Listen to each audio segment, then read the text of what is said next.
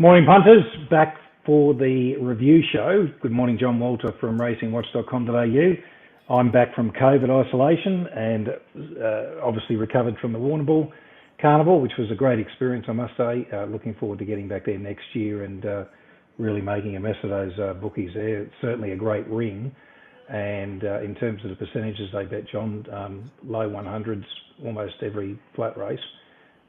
At top odds, and everyone was there just for one purpose, really, or two purposes, I suppose, punting and drinking. But it was a great experience all the same.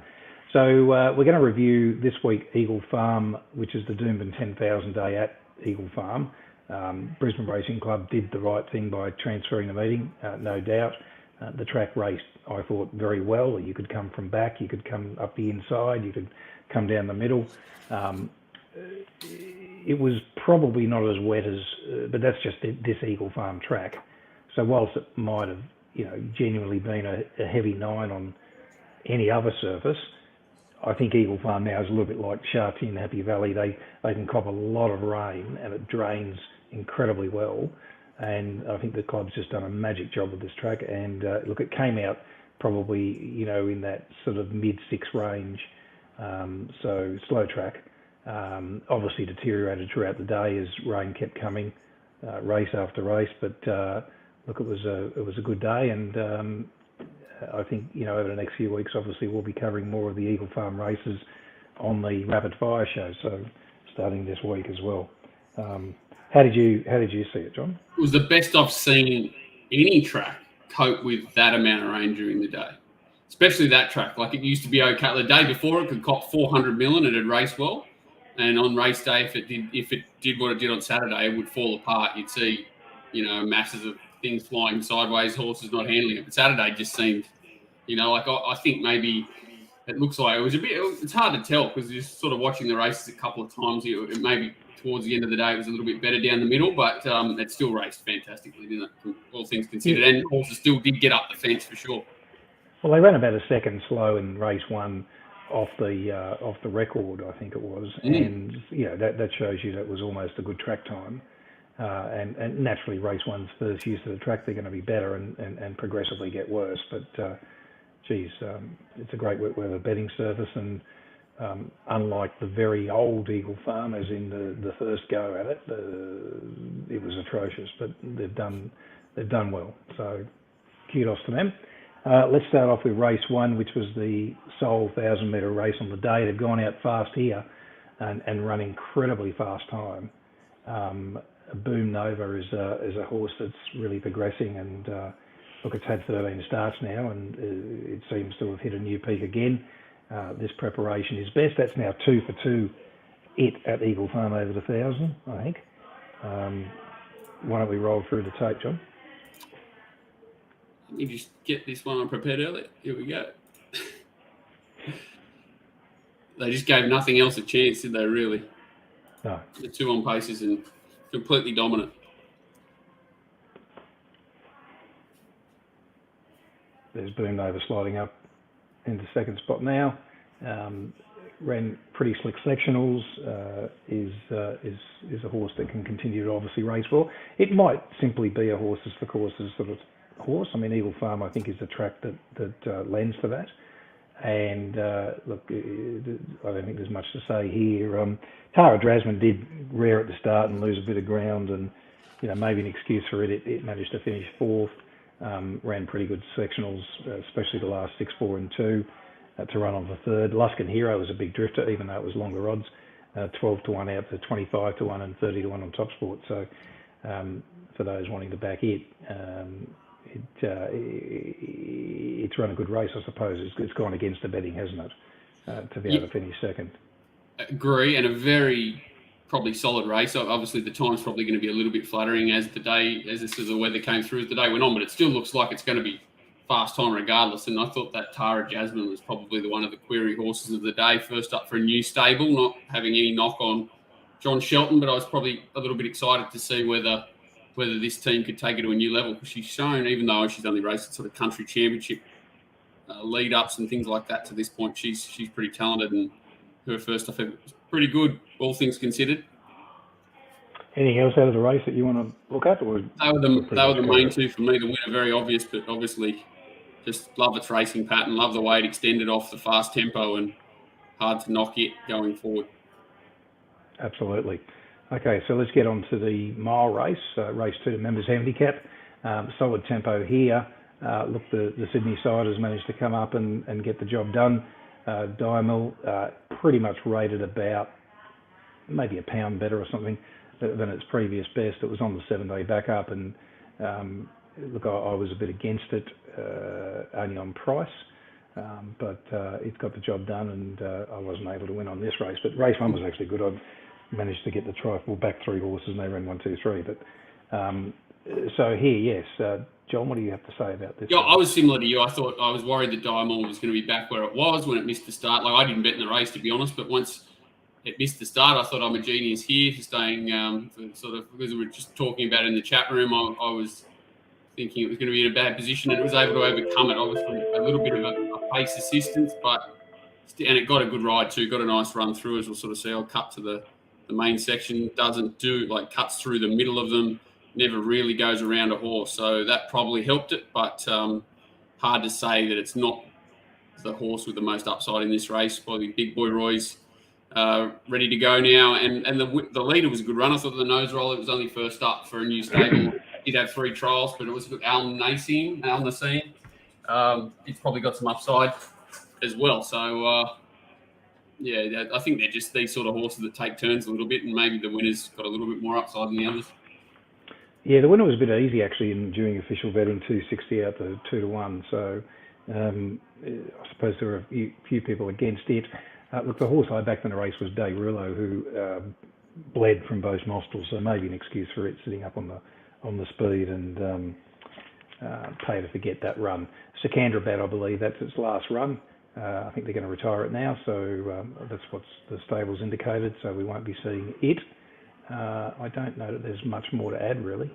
No, I think there's not much between them. Like, look at that bunch sort of coming home. I don't think there's too much to be learnt there. Pretty obvious stuff. Let's get on to the chairman's handicap over 21.43 metres. They've gone out above average tempo here. Yonkers or Waller's managed to quinoa the race here, with Yonkers now intrigued with the winner just getting the better of the second horse in the last bit. Run of the race for mine was Smart Meteor, who got back and ran the best last 400 and 200 sectional rating on the meeting. And it's done a really good job, I think. And you would think, going off what you saw, that it would be suited over longer trip, but perhaps just needs to be a bit closer to the lead, because it was sort of around that 7 lengths off that lead at the 800 and 600 metre point. So it's done a good job.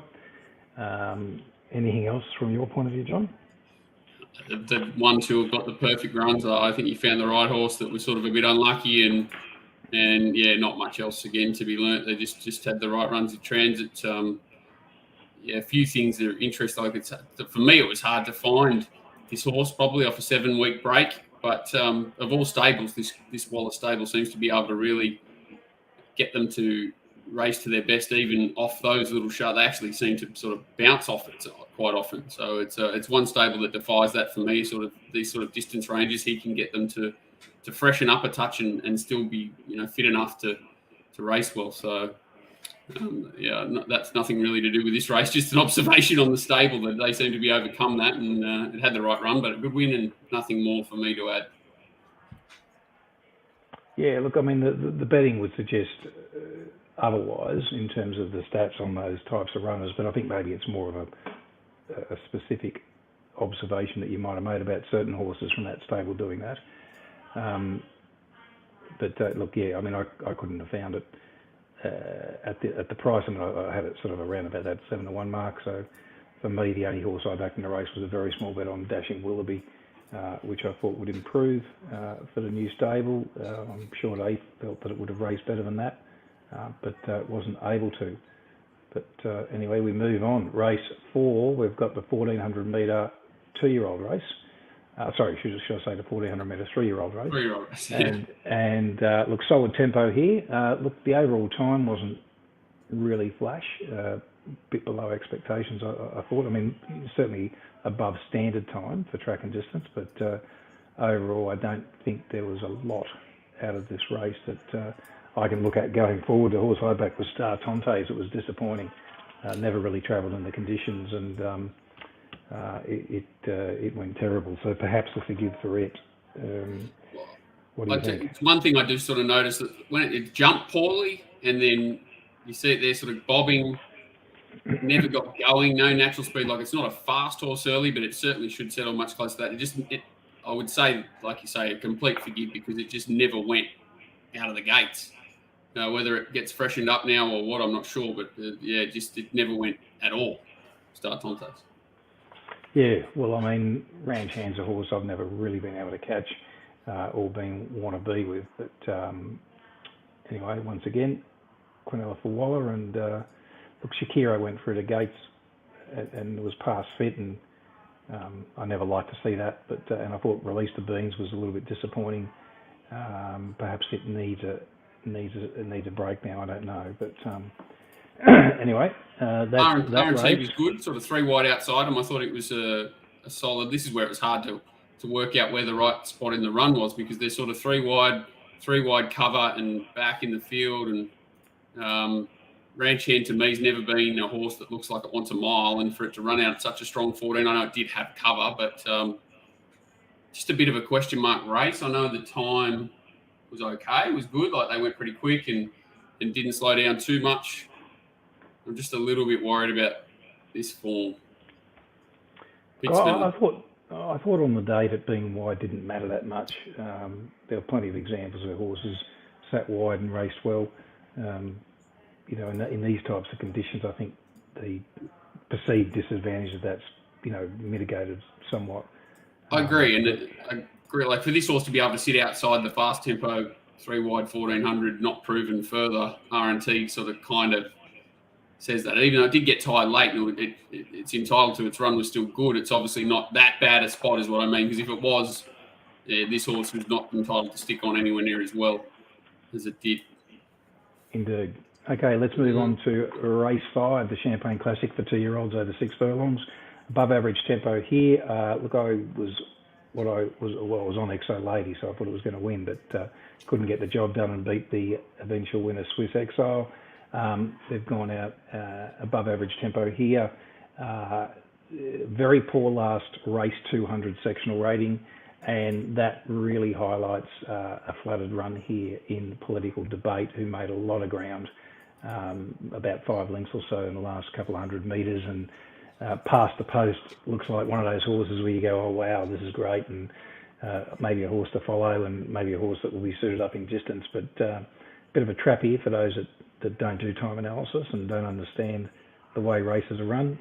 Very poor last section indicates that horse was heavily flattered for mine. Capital Tower was very well backed. Should I say very easy, I should say. It was 13-4 out to 5-1. I think TopSport were 11-2, one of the top prices with the corporates late. Mink Star is a horse that broke through the gates a couple of times, so they loaded it and reloaded it. It's been given a warning on its racing manners. So, John, that's me in that race. What do you say? Well, I think this horse is going to be subject to great debate, and I was actually the one horse that I sort of put a couple of circles around to ask you about, and you've already answered all of my questions, but it's certainly going to split people's opinion, I would imagine, because it's only had the one start prior. It was coming up from a maiden in Sydney to this race, and obviously not ideal. It's racing pattern to be back and on the inside here, and certainly the clock flattered it. But how good was that fence? And the horse certainly does look like it's crying out for further. It's obviously got upside because it's only had the one previous start, and it is doing something that nothing really else in the race is through the line, even if it is a poor section and it's flattered. So there's no doubt that this horse is not going to split opinion, and no one's really going to know until the next start, because it's a bit of a funny day. But I do agree with you that there's a lot of worrying signs, especially on the clock. But it's a really interesting horse going forward, and it's a sort of a kitchen sink horse, as in a very, very valuable horse that they'll be chasing black type with. So it's not as if it's going to drop back to a maiden at the Gold Coast and go around. It'll be following the carnival their group races. So Oh, it'd be look, interesting to see what price picks up. it can follow. It can obviously win races and be competitive. But all I'm saying Yes. is, I think the Oh, overall time in this race was a bit ordinary as well. I think it's a bit of a pox on the race. That's just my opinion. yeah.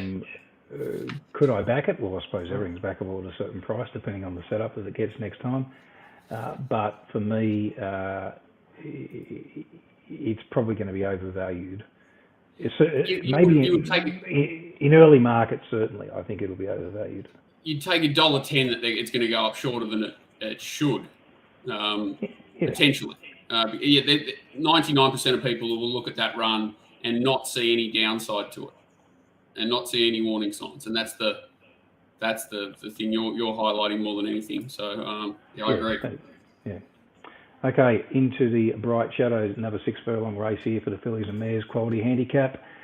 They've gone out fast here. Written Beauty has done the job for the Chris Waller stable. It's only had now 3 runs for that stable, and is pretty much back to its best sort of figures that it was producing as a sort of a late 3-year-old, early 4-year-old. They might have found the key to getting this horse back. It did have 3 runs there. About a half a dozen runs or so for the Hawk stable, and seemed to taper off late before transferring to the current camp. What do you want to say about this race, John? The horse I thought was really worth highlighting is this horse, Let's Be Glam, who was second up off a 534-day break, 21 days since it raced in New Zealand. So it's travelled from New Zealand, second up off a really long break, and even though we've said sort of wide was not too bad here, this horse gets stuck in a really tricky spot and is sort of never comfortable and chasing the whole way. Has the tenacity to sort of hit the front at the 200 meter, 300 meter mark, still in front with not too far to go, and it's horses that were back further in the field and probably more suited by the speed and had softer runs that get past it late. I thought it was one of the better runs of the meeting from a horse who had a pretty vulnerable setup. So it's the horse for me out of this race. And again, the time's pretty good, so I don't want to be too negative on the two winners. They've done a good job to run on, but I'm more interested in following Let's Be Glam going forward. The favourite in the race, Babylon Berlin, was pretty well fancied by the stable, and I think it ran 5 to 2 or so after they bet 3 to 1. James McDonald lost his stirrupine, after which he regained about 100 metres after the start. So, whether that's an excuse or not, the horse was beaten a long way.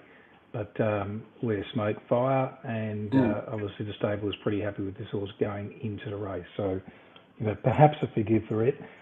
East Asia was a bit slow out and very easy in the betting, 13 to 2 out to 10s. It was resuming, I think, wasn't it? Betting stable, yes, first up, and it was back on the inside there. Looked like it had an absolute look around. And Iwan Diva, it was also extremely easy, 7 to 2 out to 11 to 2. No friends for it. And it was second up, but it had 4 weeks off going into that run, and maybe just didn't appreciate the conditions. Certainly, Centre Fire, which pinged the gates, had a bit of specking at longer odds from probably the camp there. Probably not much else to say. I think your horse that you highlighted, Let's Be Glam, is certainly one to follow out of that race if you're looking for something. So can't disagree. Interesting. They've come out publicly, East Asia, and said that it hates racing inside horses and amongst horses, and it's been last the fence and gone up the fence. So I'll be keeping an eye on it next time, especially if it's well backed. Fair enough. Let's get into the Rough Habit plate.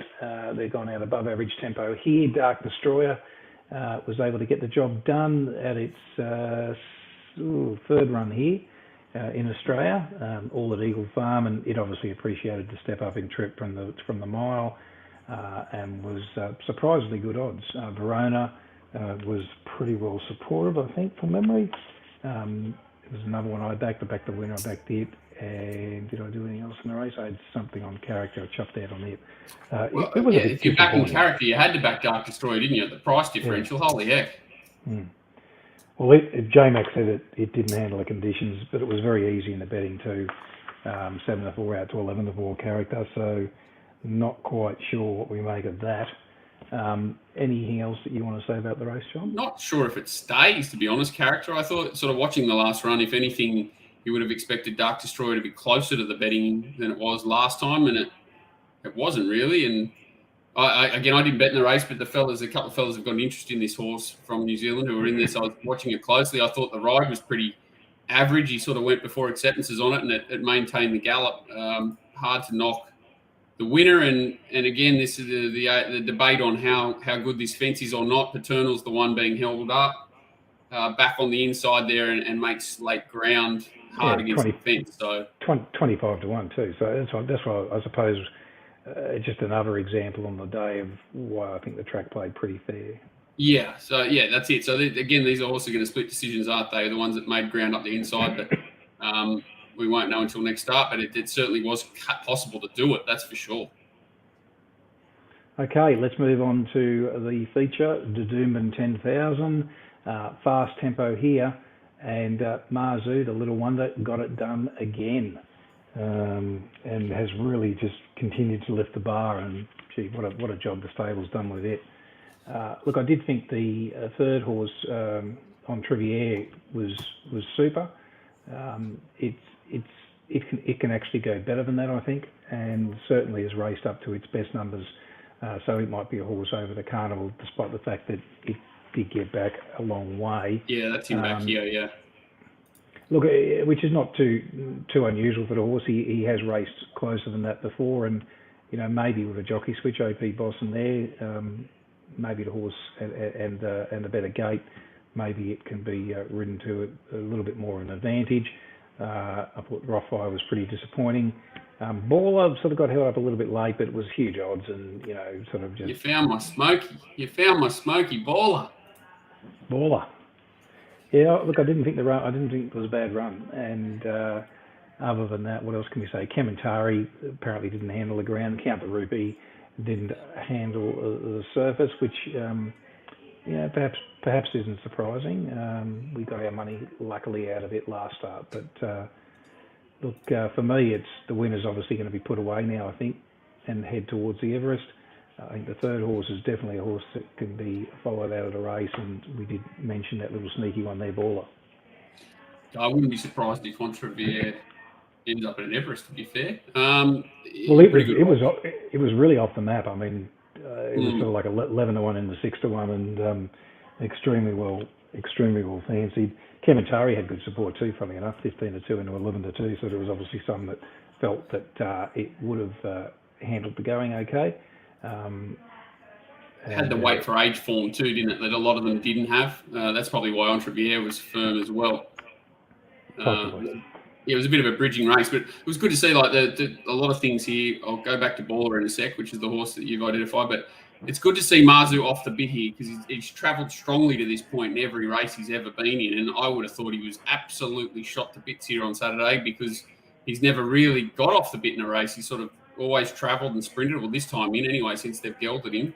And for him to be able to sit closer in the run than the rest, like Entrevier, that have done no work, and to be able to find what he has under pressure in a race where he did look poorly weighted and had a gap between runs. I know he trialled, but he's definitely proven himself now that he's a highest level horse. He's an Everest horse. He's probably still got to go up a step there, but Entrevier, very good. And if you want to sort of what I liked about the horse you talked about, he travelled really strongly, Baller, which I liked because not many did. You can see so many around it off the bit. It's still travelling and gets checked sideways here, which is not yet about now. Gets checked trying to sort of straighten for a run. It's terrible to lose momentum on these sorts of tracks and sort of gets forced back towards the inside. Doesn't do a huge amount, but I think it's one horse that can drop back a peg and find a very suitable race where it can sort of travel closer to the speed and probably get away with one. I agree with his big odds there, and I wouldn't be trying to follow it into a Stradbroke or anything with huge confidence, but if it finds the right race, it could be dominant. I think back to Doomben and perhaps the dry track, I think dead at worst for it. Anyway, on to the last race, the benchmark 85 there, the 1400 metre race. they've gone out above average tempo here. Don't know really what to make of the race. I mean, the winner's done well. We ran the 9th best last 200 rating on the meeting. It was 11th best last 400 meeting, so certainly the best in the race. In terms of other horses, More Sundays was well spec'd, 16s into 9s. It was third up into this meeting, so obviously it had pleased. And Flexible was very easy, 6-1 out to 10-1, which I suppose being first up isn't that surprising. Mind you, it did race well. It did win first up last preparation, but that was on a good track there down in the Sandown. So yeah, probably wasn't ready, perhaps, off a decent spell. Any other things you want to make about this, John? Any comments? No, horrible. Considering everything the winner did wrong, it's missed the start. It's out the back. It's had the circle and it's over racing. It's on the back of More Sundays here. It sort of looks still travelling keen. It just beat them quite well, or beat a bunch. It's just an ugly race that the winner was just way too good in. And I kind of looked at it a few times and tried to find something I could be forgiving of and really couldn't find it. It's not More Sundays go to sort of make a long, wide run, so I could be forgiving of it. It's sort of horse that needs to be bottled up and loves the fast tempo, exposed late. So for it to sort of just get beaten 6 or 7 now, it's a horse I could forgive. But no, the winner, all merit with the winner, and nothing much I could find excuses for. I suppose it's only his second start in Australia, the winner, and it can improve. It can. Well, it was dominant there, and I think it sort of did everything wrong. It does have improvement. Just hard to find anything, any excuses for anything it beat. So yeah, sort of it by default, all the merit. Okay, horses to follow, John. What do you say? Let's Be Glam was my main one. I did think Baller as well, but just with the query of where it sort of ends up, if it goes back into that grade, you'll still want good odds, but like you said, drier surface and maybe back to Doomben could see it improve as well. So Baller with a few little question marks. I would expect Paternal to and Dark Dream to destroy the race well wherever they are. But Dark Destroyer. Pardon me. Dark Destroyer. Dark Destroyer. I think both they'll continue to fight out the race in 2 weeks. I would imagine. I can't see anything else getting near them.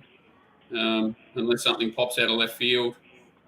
I'm very interested to see that political to gap 8 go around. I'm not calling it a horse to follow, but I do think it's one that's going to be splitting people's. What am I trying to say? I can't even speak English anymore.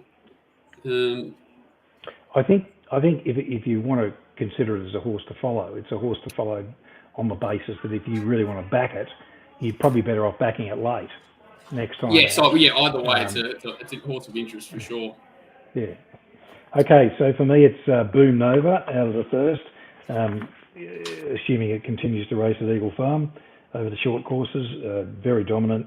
On Triviere and Baller out of the Doomben 10,000, and I'll probably wrap up with those only out of the meeting. Okay, so obviously our shows are proudly brought to you by TopSport, who are great supporters of the industry. And if you don't have an account, punters, you need one, especially with the group action in Queensland at the moment with the carnival. You can get on to win 5,000 early from the moment they go up, and up to 10,000 late. And if it is a major race, they may even have other limits beyond that as well. But I'd have to just check that with Tristan. But certainly give you a fair bet, and do bet those minimums from the time they go up. Okay, so getting on to questions this week, John. Excuse my croaky voice too, punters. Still getting over the old COVID. Look, a couple of these questions are from a few weeks ago that we sort of missed, and apologies to the author. Matthew's written, for today's podcast, Re-betting Drifts, I was on Quintello, that was a few weeks ago now, at what I thought was a reasonable price, but it turned out to be massive unders, which was sickening. Big drifts like this, Big drifts like this, my logic is that where the rationale for the drift isn't immediately discernible, like a bad map or track conditions, the drift is stable, inspired, and they know it can't win. But to my amazement, Quintello pissed in. I guess to condense this down, how do you deal with such remarkable drifts when you bet and follow on? and have the markets just been super inefficient with the big Sydney wet? Okay, so Matthew, my answer to that would be you back your own judgment, first of all. Secondly, if you're talking about drifts, I remember I had a good win on Quintello that day and was pretty keen on it. I had it marked a lot shorter. I must admit I did cut my bet, regrettably, but I did. And I think at the end of the day, if you're looking for a disconnect in the market because you think this horse is a big drift, it could just be that the horse is blowing out from a very short early price. And it may not have been or should not have been that price. But I think the other thing worth noting too is that look at what Betfair's doing. And in this particular instance, there was no real premium to be had on Betfair versus the fixed odds market. So when there is a big premium on Betfair late compared to the fixed odds market, then I think that is a genuine cause for concern. But where there's not, as there wasn't in this particular case, I think it was around 365 or something, the fair, and 5-2 with the books.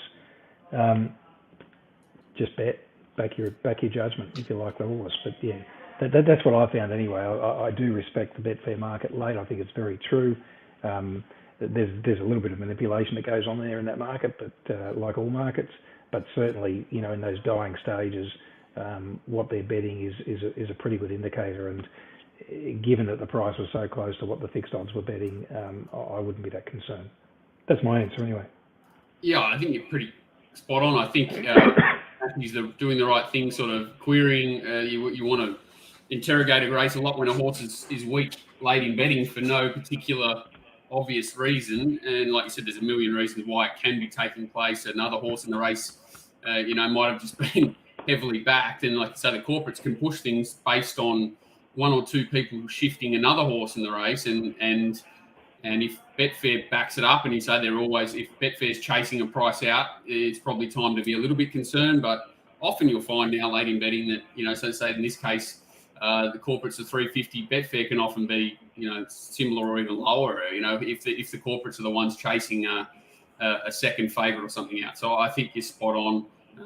You've got to try and, number one, have your opinion set in stone, and just make a logical queries on the betting. If everything's soft and it's alarming, you maybe chip right down. And Paul said he's probably had a little bit less on this, but not cut it severely.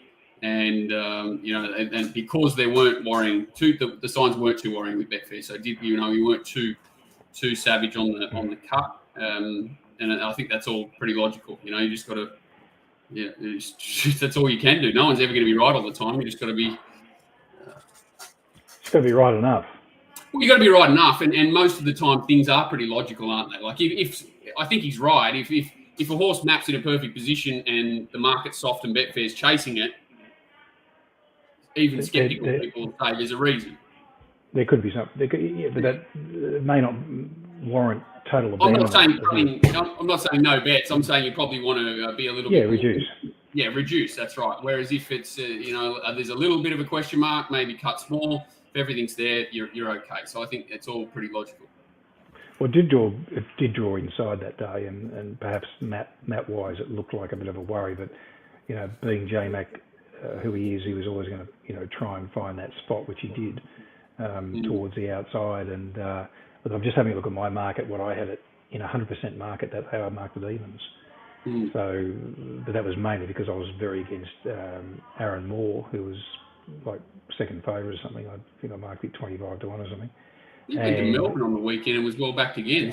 There must be a big number in its life or something that someone loves, because it keeps coming up short in markets, Aaron Moore. Well, the Canterbury run where it resumed behind Ruby Kisses was its best, and that was first up, and it then struck two really bog tracks there, which sort of came up in the 12s on my ratings, both at Canterbury and Randwick, if you remember those two tracks there, and it rated pretty poorly, so it went off the boil after its first up run, and I suppose it was just a matter of how you assessed it. But Quintello was a good example, and it certainly cost me a bit because I cut my bet, but sometimes it's worthwhile doing. Yep. Okay, next one's from Tony. Just a question for you both, but mainly of Paul. I don't know how John does his pricing. With many punters, both professional and recreational, using sophisticated software nowadays, where rankings and ratings are tools to create markets more than previous years, plus power exponents to separate small margins between contenders, do you think the perceived true price of a horse has disappeared? I know there's no such thing as a true price for any horse, but in the Don Scott days of pricing, it was simply taking a margin and applying a percentage depending on how far ahead it was of, say, the next contender. If something based on ratings was, say, 1 length clear of its nearest rival, it might be a 5-2 chance, which I suppose would imply the second horse is a 5-1 chance, and you could be clear in your own mind whether or not that horse became value or not. Today, we can pretty much make our own market range as short as we want to, and a 5-2 chance can easily become a 6-4 chance at the touch of a key. The first bit of your question was, do I think the perceived true price of a horse has disappeared? No, I don't think so, because it really is a subjective thing that is going to be partly based on intuition, maybe ratings, maybe video analysis, maybe a combination of what the market has to say. All those things. Everyone's going to do it differently. For me, I'm more than happy to sort of be very different to the market. For staking purposes, I bet differently, but in terms of pricing them raw, I want to know what I think. In terms of a 5-2 chance now being a 6-4 chance at the touch of a key, well, sure, but what's changed? I think that's always been the case. Absolutely, and I think there's probably more teams, is what he's saying, involved that do use software to price things up, and I think that creates more opportunity for people who are willing to investigate racing more, I guess, if you want to go above and beyond people who don't have some sort of feel element. It doesn't have to be feel, it's just adding in, things that people miss, how deep you want to go down the rabbit hole of racing. Like I'm pretty sure, as we've talked about before, you've spent 20 years down the hole, probably more. Yeah, and consistent, and you're not finished yet, and I'm the same in my own way, and anyone who gets this bug and wants to make it their living really has to be, because to stay in front of the teams that are maybe a little bit more software based, even though yours is a software program, you have to be. They're more a set of tools and functions that allow people that want to put their own flavour into it to be able to do that successfully, because there is a demographic shift or demographic range that one set of tools can fit all of them if they're comprehensive and sophisticated enough, which obviously ours are. And that's obviously self-plugged there, but it's true. And I would say that in relation to the teams that are betting larger volumes across, many events, they are fundamentally a quantitative-based model, not qualitative-based model. So they're not, there's less feel that goes into it. So you and I, John, might be able to sit down and price, 10 or 12 or 14 races on a weekend and do a far better job on those particular races than what the teams can do. But they will annihilate us, if you like, profit-wise, because they're betting on 200 events, not 10 or 15 events. And they're happy to win, a quarter of what we're aiming to win on a meeting. And less. And turn over 10 times more. Yeah. Correct. Yeah. So there's no exact right way, wrong way. It's just what and the teams do, especially on those bigger meetings, influence the markets more, especially late. So we all know that. Okay, moving on that does create opportunity, which is kind of his question, because, as you said, like, we may get closer to a horse's true price because we interrogate that meeting or that race far more than the big teams can. So it does create strong opportunity. I think there's more opportunity now than ever before, is kind of how I'd answer it. Getting on's the hard part, but that's a different story. Yeah. Okay, let's get on to a question from Matt here. It relates to your Twitter post earlier today. So that was something I posted a few weeks ago where, as a one-off, I did a complete breakdown or analysis of the bets that I had and talked about on Twitter over the space of a day. And I posted that, and Matt's got a question about that. And he says, were these bets from your daily trading plan, example, races identified earlier in the day, or are they bets that you had sitting there and having a market for an early race, but only betting in those that met your criteria? Look, some of those were decided already. In other words, I was pretty confident I knew I was going to back, these particular subset of horses. But others are very intuitive and on the fly based on what I see is happening live at a particular track, based on what I see is happening live in terms of price action on certain horses. And if you're referring to, I think there was a question somewhere, someone referred to a horse at Bow Desert. It was just a great bet. It was just a huge over. The rest of the field were legless, and it had things going for it, map and a number of other things. But anyway, so for me, I'd say about half my bets are sort of decided at the start of the day, pending any adverse sort of outcome in terms of track bias. And then the others just flow throughout the day based on market movements and prices and just how much edge I think is in a particular horse. And so I'm looking for those horses where I might price ridiculously short and be confident that I've been only fairly kind, like only fair to the horse, and I've got so much margin up my sleeve that I can afford to be wrong and still show a good profit on those horses. So they happen, and it's just they're a bit intuitive, and it just depends on who you are and how you do things. So, did you want to say anything about that? No, I missed that. No, I agree with you. I think it's pretty standard. Like that, well, to me, it's changing. I probably used to bet 50-50 early, late. Now it's probably 90-10, 10-90, 90 late. So, and I think it's far more responsible for anyone. The later the information comes out, obviously there's opportunities that present themselves where, like you say, you've got something marked evens and it's 4-1 in the morning. You're 99 times out of 100, you're backing that horse. So it's probably set in stone, but most of your decisions are made late because you've got the most information at hand.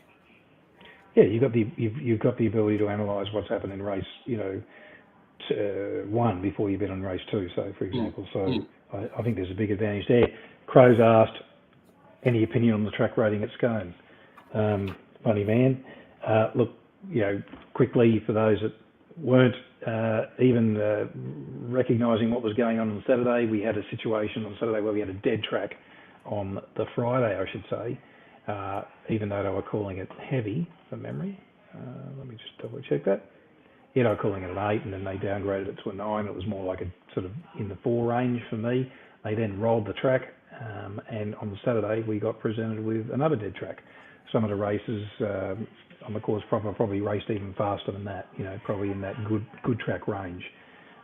And they did upgrade after 4 races from an 8 to a 7. But look, we can knock our heads out over these types of issues. It happens all the time. Scone's a big offender. It's invariably, I think, out of the last 22 meetings, they've only been close to being right on 2 occasions on my numbers, and often are very far out from what it actually is. And it happens on other country tracks.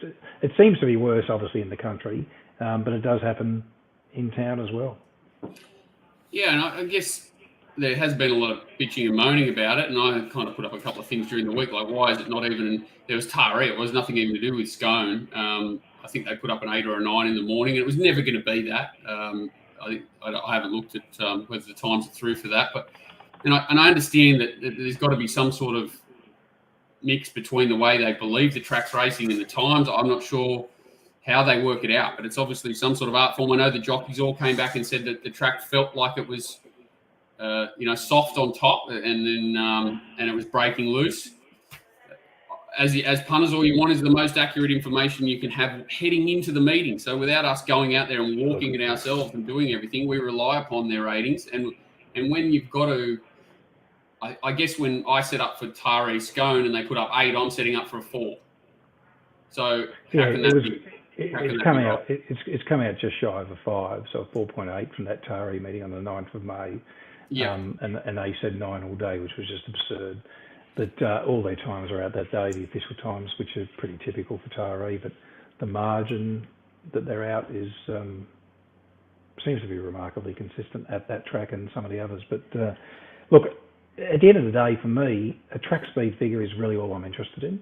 I don't care why. I mean, I might be able to explain why, but I don't really care why. So when when you're coming to a meeting a month down the track, 2 months down the track, 6 weeks down the track, and you're looking back at a horse's history, you don't have the time, realistically, and if anyone who thinks you do is just kidding themselves, you don't have the time to exhaustingly analyse all the whys and why nots of why a particular track was what it was on a certain day. For me, it's all about producing one number, and that's track speed. I don't care if it's wind related, I don't care if it's moisture related, I don't care if it's the grass length, I don't care what it is. I'm just interested in that one number. And I've found over larger data that helps me more than it hinders me. So I suppose it just comes down to what information you can glean and how you think that can help you in your approach. It's just and we can sort of adapt to it more. I sort of said, I'm relentlessly plugging your software today, but using your tools, you can sort of at least be consistent in how you approach it, which is what you're saying.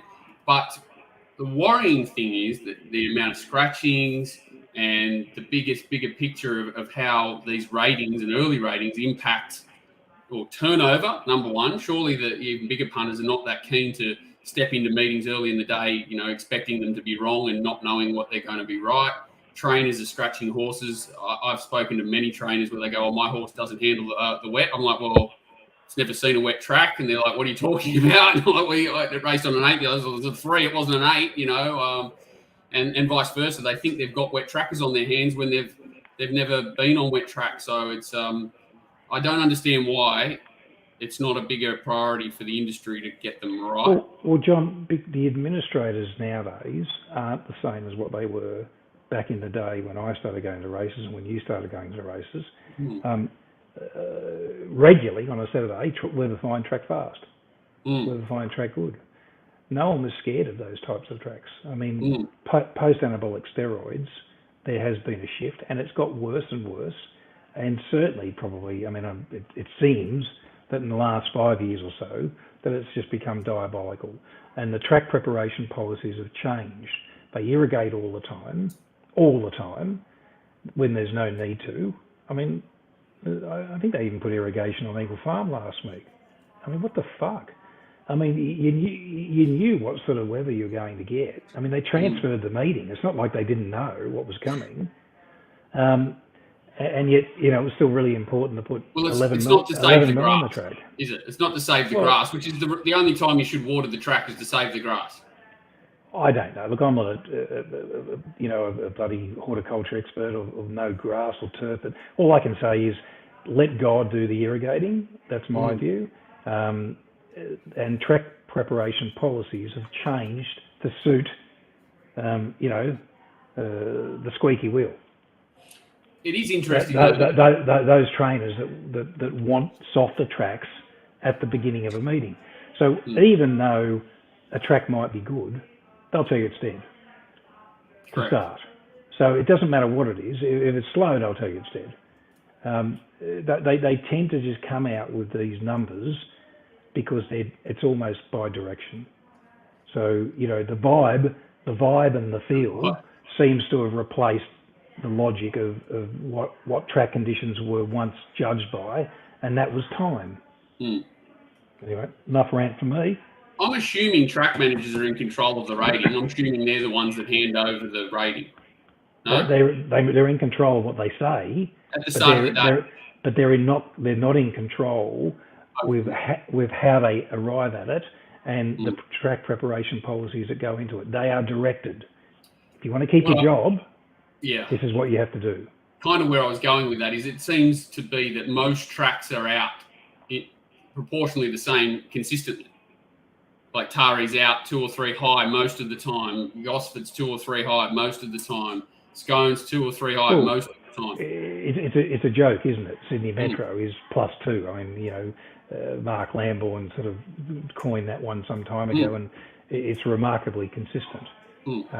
That type of thing. But anyway, it is what it is. Move on.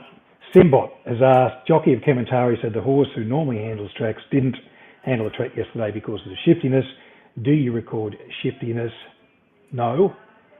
Needed to find good shifty track horses yesterday at Eagle Farm. Does seem to be a horses for courses track. Absolutely. I think Eagle Farm is definitely one of those horses for courses track. Once again, why? How? I don't care. I'm just interested in the result, and that is the number. Tracks deteriorate throughout the day. Doesn't matter if they're good tracks. First use of the track is always an advantage. I mean, these things have been known by most of the serious form students for decades. It's logical, isn't it? If I get 500 kilo animals and we run around your backyard, even if it's that good, after 3 or 4 goes of doing that up and down, the grass is going to be somewhat different to what it started the day at. So it's just logical. Yeah, next couple of questions from Weapon of Choice. Don't know who Weapon of Choice is, what your actual name is, but anyway. Weapon of Choice. Weapon of Choice. Question for Paul, restaking bets posted on April 30. Would you have had the same bet on My Whisper if it wasn't a preview race for the Punters Academy? Yes, I would have. Also, you bet on Mehindi at Bow Desert. Was it a bet you had identified at the start of the day or something you took advantage of? Something I took advantage of late. I mean, I knew I had it short. The computer gives me a list of potential bets, if you like, or horses that seem to be over the odds by a certain margin based on current market prices. But it's just something, I've got my race set up on clock on the day, so I know, this race, next race, and I know which races are likely to present potential opportunities and which ones I've got to keep an eye on. So that was a late decision for me. And the second one, question for both of us, John. Scone Saturday, Volpine won despite not racing to her perceived best pattern of leading and controlling. Do you consider this a positive for her or a mark against the race? Also, is this a factor that you consider when reviewing it in general? But the only thing I'm going to say about that is I don't think Volpine's established pattern has enough evidence to say it is leading and controlling. I think there's a couple of runs there where it's actually produced better, sitting on speed, sure, but not leading. So what do you think? And how do you... I thought she might lead and run them off their legs, but I was very happy when she sat off them and still got the job done. I agree with you. Just a good horse that's underrated by the market quite often, and I was a little bit surprised she was able to do that first up, but I do agree with you that she's not a one-trick pony. When she's hard fit and finds a race she can dominate, she's certainly very hard to run down, but she's not a one-trick pony, and I haven't done the review for the meeting, so I'm not even sure how strong or weak that race was, so I can't tell you whether I'm going to hold it against her yet, but off the public time, she's sat off a softish tempo, like a pretty even tempo and running well. So I don't see any reason to knock the race too heavily. It wasn't a great race, but it wasn't a poor race. No, it was the best 1100 metre race on the day out of the 4 heats. Yeah. It was sort of as you'd expect, I suppose, because it was supposedly listed grade. Okay. So, and what about when you're reviewing, John? How do you take a situation like that and go, well, if you think Volpine was a one-trick pony and it's done something like that, how does that affect your review? Oh, it would depend on the quality of the race. So I'd query the quality of the race a little bit more heavily, just to make sure that, like he's saying, that it's not a weaker race than maybe you first thought watching it, because it is a bit strange if say like Mr. Mosaic did something similar on the day. It was in that race, wasn't it?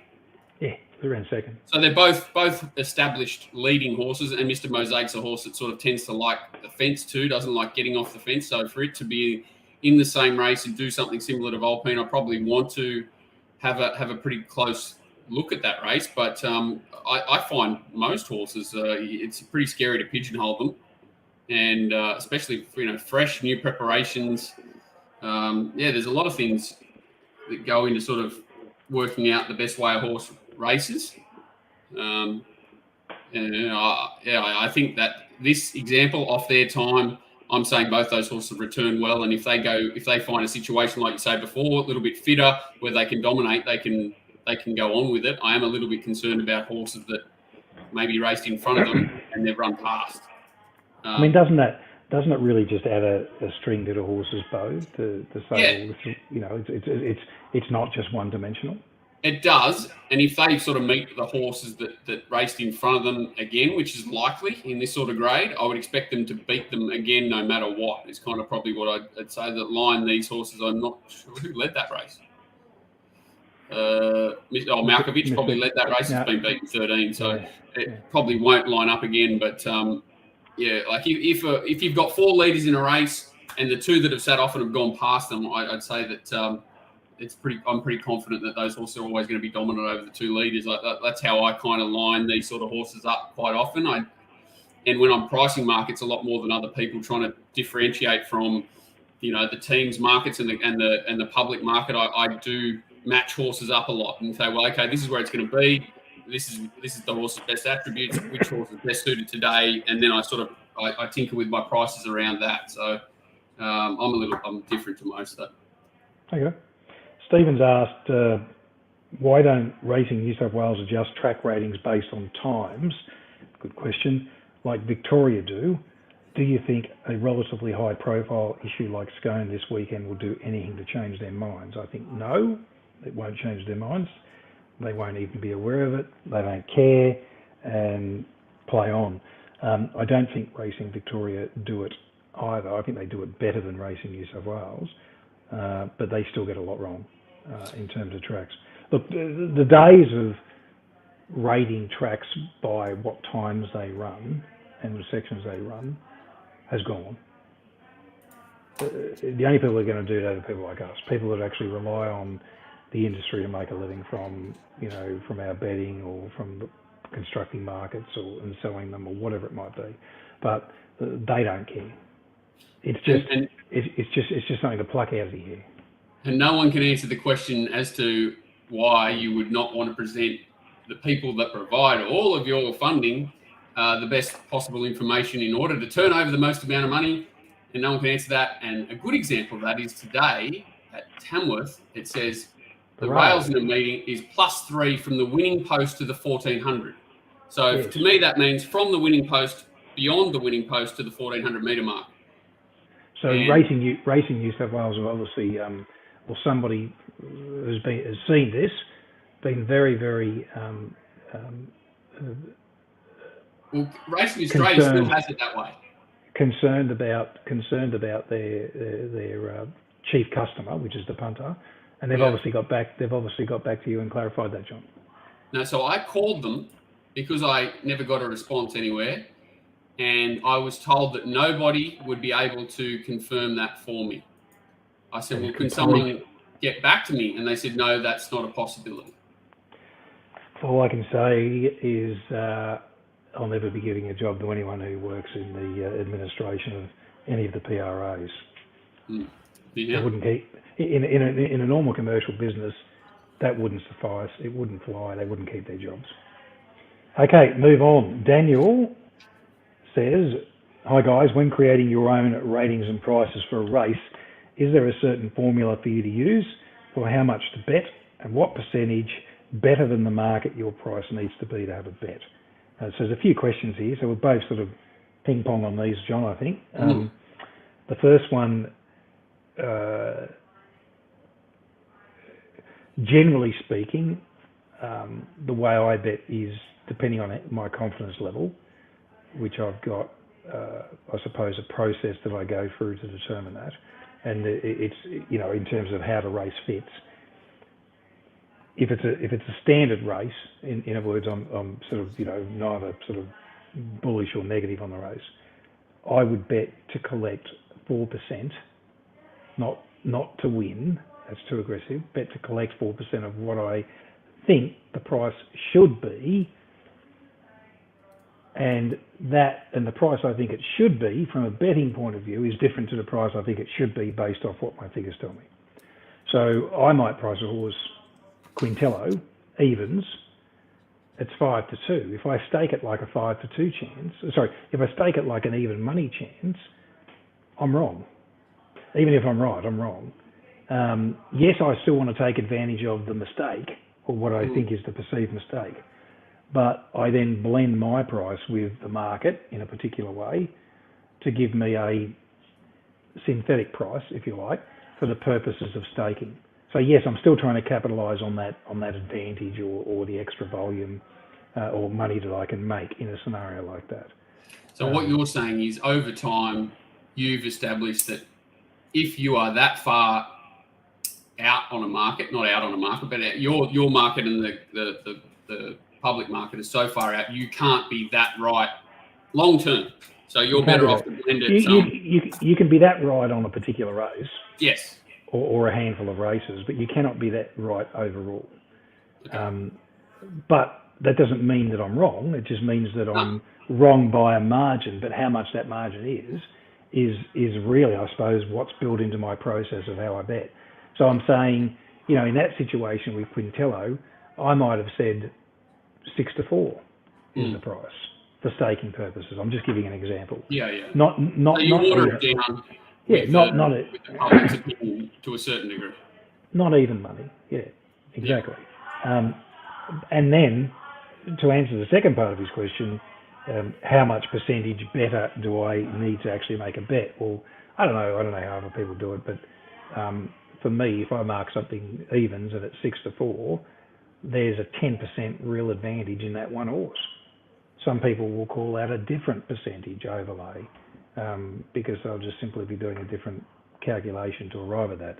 So for me, I'm looking for a minimum margin, and some races it might be 2% better. Some races I might demand 5%. It just depends on the runner. It depends on the race. But generally speaking, what I'm really saying is I'm looking for a premium over what I think it should be, even on a blended basis, before I start backing the horse. And what I don't just believe in your market is to 100. Your raw market 100. Same, yeah. But the way in which I price is that I price a little bit top heavy, so I tend to be more aggressive towards my shorter price one. So I just change the power exponent, and I get a different market than what might be palatable for some. I'm quite happy to do silly things and say this 10 to 1 this 10 to 1 chance is a 500 to 1 chance. I'm quite happy to say that, because all I'm really doing is crystallising and separating the contenders for further consideration, rather than produce a market that's very benign and very vanilla to what the actual betting market is. That's a complete waste of time, in my view. I get what you're saying, 100%. Because you're then watching more horses, you're having to think about more decision making. Which ones am I going to back? Which ones aren't I going to back? At the end of the day, you can't eat value, but you can't eat without it. So we've heard that many times. Correct. And the 20 to 1 shot that needs the perfect ride and the pace and trouble to happen, all the others, and does win from time to time. His right price is probably 200s, even if he does win. I understand, and a lot of people don't see races that way. They're far too, or how do you put it? They're far too kind to horses out in the market. Yeah, they tend to wind those in a little bit too much, I think, or tend to have those too short. The second part of the question was, well, I suppose going on is, for example, would you always have a bet if you rate a price a horse better than the market, only if it's a certain percentage better than the market, or if you give it a genuine chance? Well, okay, so if I mark a horse 3 to 1, at what price can I consider backing that? Well, generally speaking, at a minimum, it might be 7 to 2, but it depends on how I came up with that 3 to 1. Is the runner first up? And it could be anywhere between 3 to 1 and 10 to 1. In which case, 7 to 2 is not going to interest me if it's 7 to 4 out to 7 to 2, because it's easy and it's first up. If it's 11 to 2 into 7 to 2, I mean, I probably would have reacted before then, but if it was, and there was good support for it, and I knew I could have the horse shorter, then I might then go with the market and back that horse. So it's not a simple case of saying this price is fixed in cement, and when I get to a certain margin above my price, I'm going to back this horse regardless. It's not going to be that way, because there are times where I might actually turn around and go, you know what, my 5 to 2 or 3 to 1 that could have been 10 to 1, and the horse is 5s out to 7s and 8s and 9s on the fair, I'm now going to stick at the market and see what I can do with the others.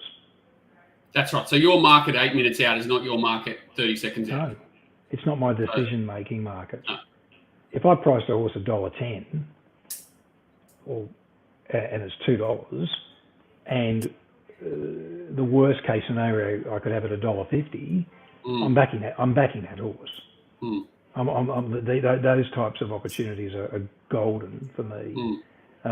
So yeah, my market is a if you like a narrative to how I see the race before, and I'm for and against certain runners, and I'm very contrarian to what the market's doing, because I'm trying to not think too much about, there's 12 runners here and I've got to watch 8 of them. There's 12 runners here and I'm really just interested in what's happening in terms of price action on these 2 or 3, for example. So my decisions are going to be based more on what I think the value is very late. That doesn't mean I mightn't snip an early price if I can get set for something on a bigger race, for example, where I can bet to win 5,000 early. Especially in a race that doesn't have many queries, a race that's unlikely to change. So you're a good track, established horse. The weather's relatively predictable. The pattern's relatively predictable. They're exposed horses. They're into their preparations. They're all running, within their distance ranges or capability. The less zeros on the wheel, the more confident I am, and the more confident I am, the less margin I demand over my price, and the more I'm likely to bet. Long story short, that's exactly my answer. Yeah. The less queries, the less edge I demand. The more queries, the more things in the race that are up in the air, whether that be map, horses first starters, horses that haven't trialled publicly, even if they're resuming for a new preparation, the horse before, that's a bit of a query for me. And whether there's 100 different things that can go into making a query in the race. The more of them in the race, the more premium you want. But that's probably early, as we sort of talked about. The later it comes, the more information that comes to hand, you might tighten up a little bit, and you require a little bit less come race time if you can answer a few of those queries. So betting early, you want no queries or a big premium. Betting late, it can come down. I think that's fair. The last bit of his sort of statement question is also, have you ever had a bet when the market price is worse than what you rated, which is interesting. That is what I find the hardest, when I really fancy something but it's priced worse than what I have. Not having a bet on it is tough discipline. Well, discipline's everything, and that'll sort of sort you out in the end, whether you win or lose. Most lose. Not many people actually win at this game, but consistently enough to justify perhaps doing it as a pursuit full time. Yes, I have had a bet when on a horse that I've rated longer than what it was, but those situations are more likely to be I had it 2-1 in the morning. Now that the track is playing markedly differently to what I expected, and I've made some on-the-fly adjustments, which I do, and I've got the capability of doing that through the software. I've now got this horse 5-4. In other words, there's an obvious map advantage, a big shift that I didn't expect, and so now I might be taking 5-4 or 11-8 or whatever it might be, which is certainly shorter than what I thought in the morning. Would I take, a minute out from the race or 2 minutes out from the race, a shorter price than what I thought it should be, after weighing the evidence of what's happening on the day and everything else? No, I wouldn't do that. So the only scenario is where there's been a market shift from what I think or would take place, and that has changed the configuration of how I see the race. Agree, similar. Yeah, usually it'll be a strong query runner that I might have taken a set against for a certain reason. If there's money for it that I don't expect or something, I might shop out. So it's very rarely a horse I'll make a good winner, but it might be a horse that I'm scared of for whatever reason and might want to not make it go around a loser. That's probably what happens for me in those situations. Okay, question of the week from Michael. John? Okay. Question of the week. TopSport question of the week, indeed. And, of course, Michael will win $100 into his TopSport account. 200.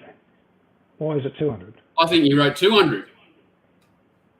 Hang on, I'll check this. Michael, Michael's got more money than the Pope anyway, but question for today's review show need to be in 10 minutes for your chance to win 200 jackpot this week. Credit to your TopSport account. I think you might be up for the 100 here. I hope you are. You'll get $200. That's what we said.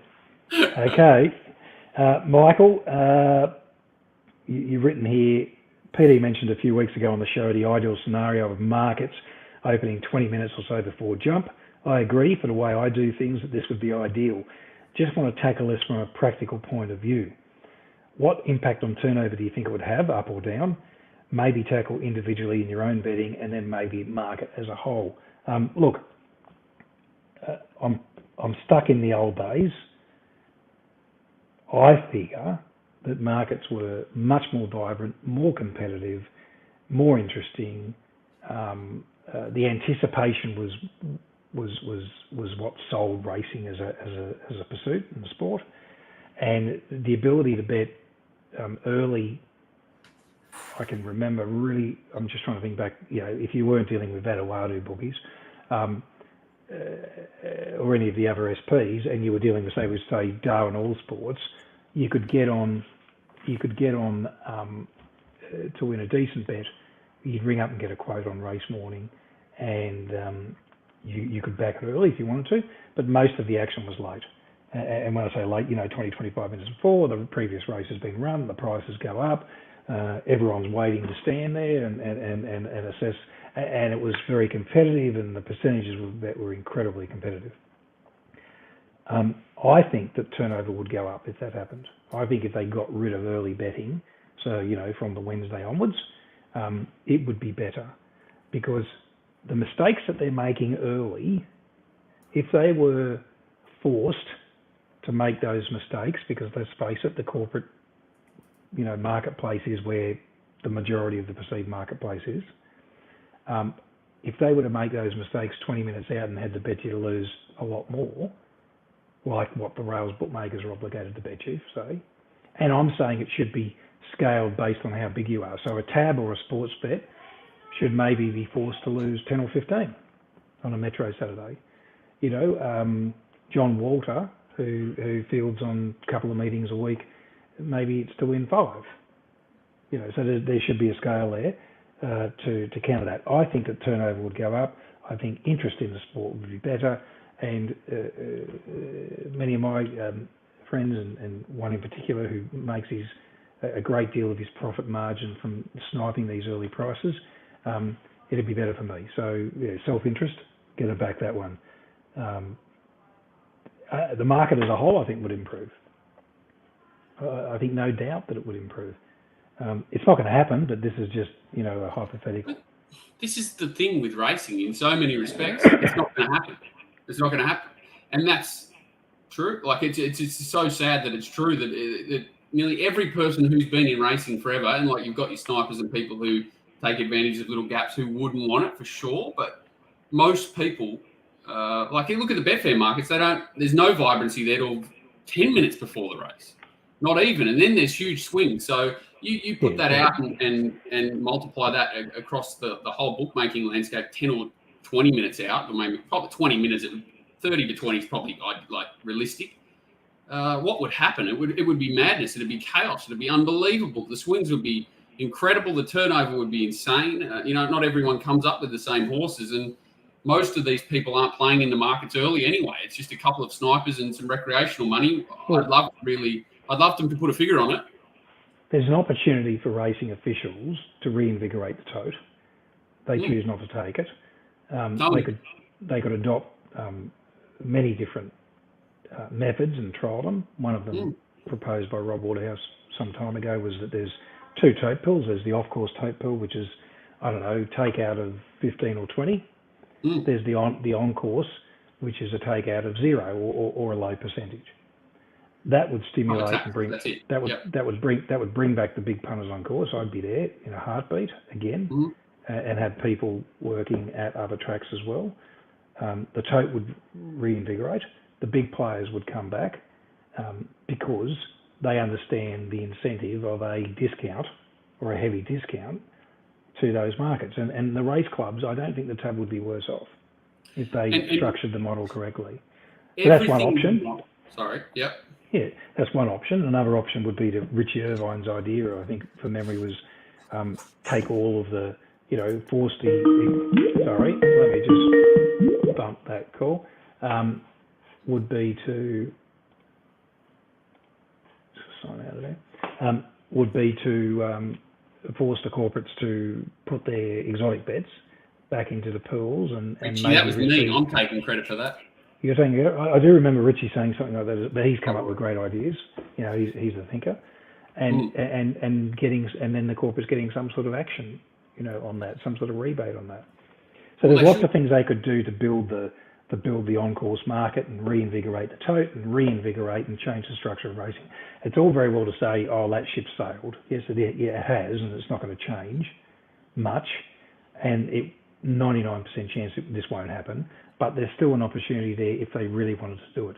The point is that we need administrators driving the industry who see this and can visualise this, because the moment we get people on board who recognise that the value in this industry going forward is the punter and not prize money, then the industry has a chance to stop the bleed. We may never get back to what we were, but we have an opportunity to repair some of the damage. And the person they need to look after is us, not the corporate bookmaker, who is the one currently writing the rules and has everything in their favour. They're allowed to not bet me on quadrellas, but they can bet you because you lose 25% on quadrellas, so you can have them, but he can't have them. The pools are stripped, like you're saying, which is again restricting turnover. It's total bullshit. In the corporate world, there'd be people going to jail over stuff like this. It is criminal in my mind. It's certainly unethical, some of the behaviours and practices that they adopt, and it can change. Part of Michael's question is this something that could be written into the race fields legislation, i.e., when you're actually able to offer a market and when you can bet and how much you've got to bet? Absolutely. Why couldn't it be written into it? Do you think any of the current racing bodies would even consider this proposal or trial it on out-of-carnival Metro Saturday meetings? No, I don't think they will, not with the current regime.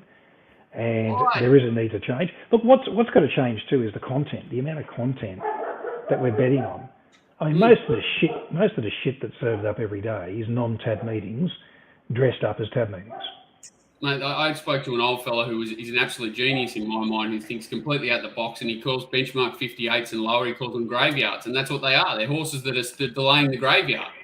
And that's like 80% of races or something in the country now, and you're spot on. Like, too much content.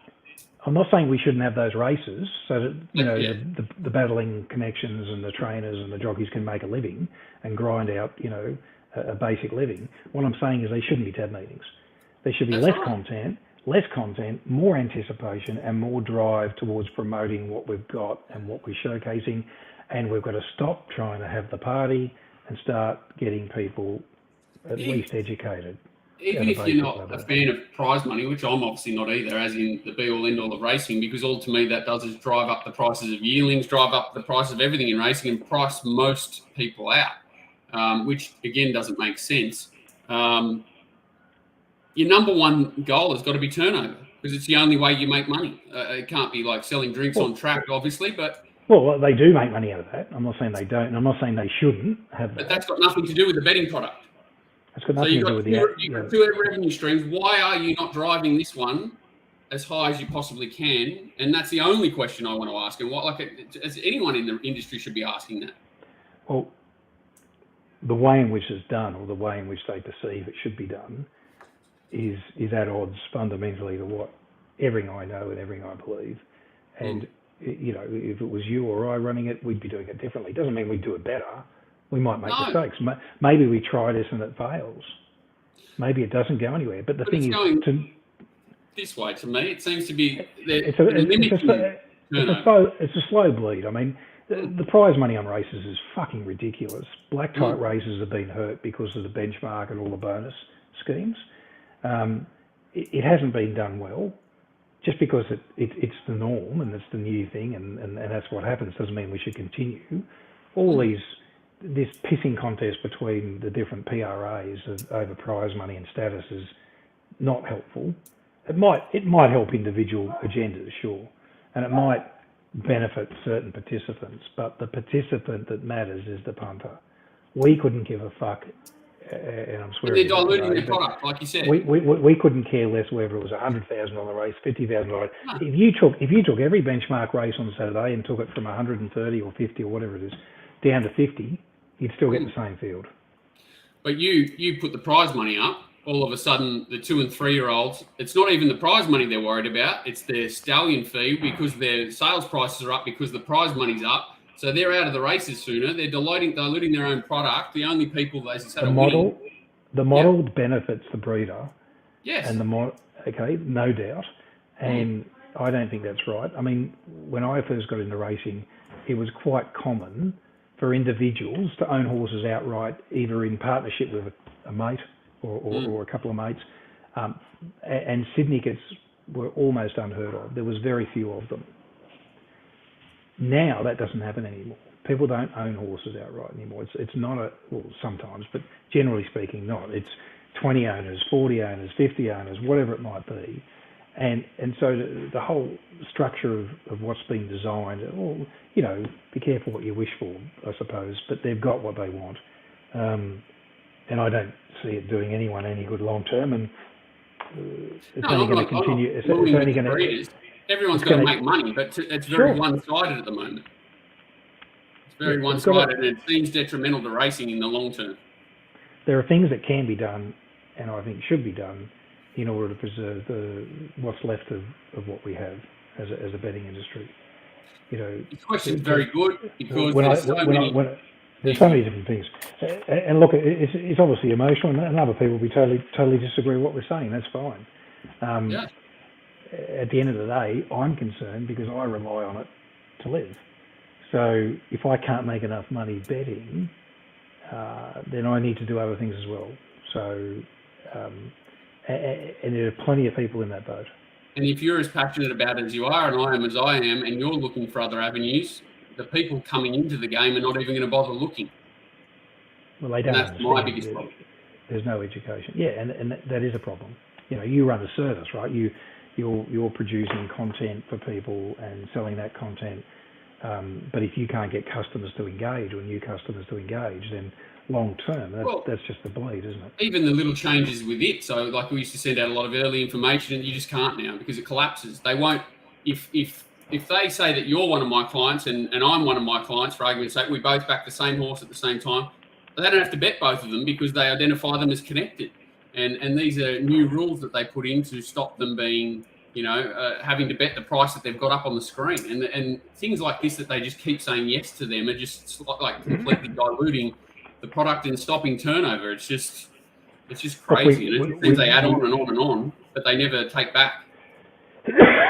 Hopefully we'll at least get an increase in minimum bet laws in New South Wales at the end of the season or in the new season. Hopefully that's on the agenda.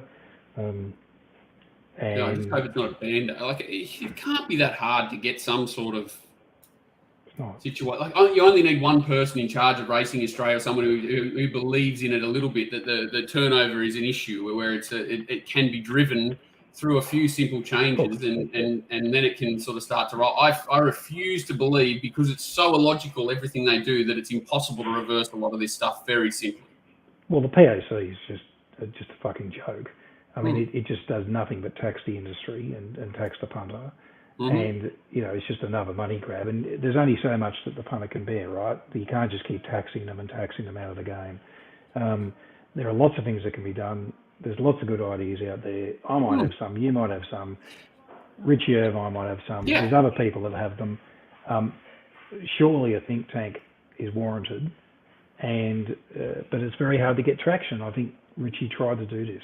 Well, I think it only takes one, and I really do think there's a few people in charge at the moment, and I don't know whether they're just oblivious or they have no interest in it. And I'm not forever saying that there's any sort of corruption or anything like that, because that's what everyone kind of thinks it's going down that line. I don't. I just think it's been completely overlooked, and it only takes one or two, and everyone's kind of put their hands up and gone. And I know Richie tried his ass off to get a lot more through than what he did, and he got probably the minimum that they were willing to give, which is is what we've ended up with. But it's not even about minimum bet laws. It's about sort of wanting the industry to thrive long term and getting everyone in a room who has common interest in the industry and making sure that money's flowing through the whole industry, not just to one or two parts. And it's very lopsided, which is what it seems to be. And I don't believe that can't be reversed. Like, it's just, I can't see it anytime soon. It can't be brought back to what it was.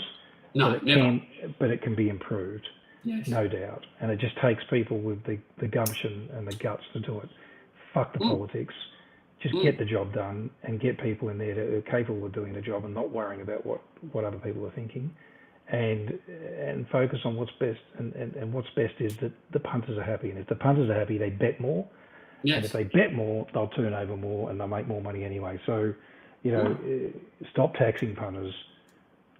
Give them a way to get on that's fair for everyone. The burden. Yeah.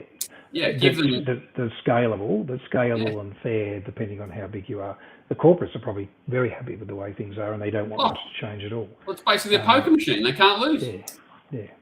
But that's what it's for. It's all in their favour, and that's silly. It is silly, but give them correct information, a way to get on, as much education as you can, and away we go. That's what we try to do. We have ranted long enough today, not to an hour and 26 minutes. Thunder, but it's been an epic Q&A, and obviously one that's dear to our hearts. And well done, Michael. John, I'll just send you a bill for the extra half the extra 100. Mate, and, another 200 for Michael. He makes money when he's probably asleep. What do you mean another 200? No, he hasn't. I don't think he's won it before. No, he hasn't. But it's another 200 for him on the pile, mate. He's just got a pile that he just keeps putting it on. He's a genius. Anyway, good luck. Indeed. Thanks, punters. We'll be back on Thursday for a preview of some of the group action on Saturday at Doomben. I can't wait, mate. Imagine how Jason will be like a caged lion, mate. He'll be that ready to go. It'll be incredible. I can't wait. He's keen. Thanks all. See you. Thanks.